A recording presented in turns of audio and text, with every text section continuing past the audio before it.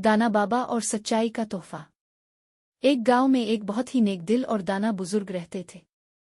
सब लोग उन्हें दाना बाबा कहते थे। दाना बाबा हमेशा बच्चों को अच्छी बातें सिखाते और कहते, बेटा, सच और मेहनत कभी ज़ाय नहीं जाती। गांव में अली नाम का एक बच्चा रहता था। वो पढ़ाई में कमज़ोर था और अक्सर झूठ बोलकर काम टाल देता था। एक दिन अली दाना बाबा के पास आया और बोला, बाबा, मैं पढ़ाई में कामयाब होना चाहता हूँ मगर मुझसे मेहनत नहीं होती।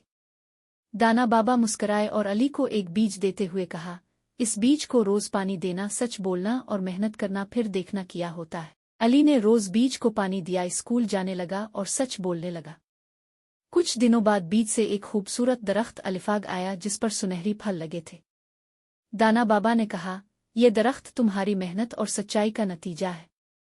अली ने सबक सीख लिया और फिर कभी झूठ नहीं बोला। मॉरल/सपन कहानी। सच्चाई और मेहनत मिलकर इंसान को कामयाबी का तोहफा देती है।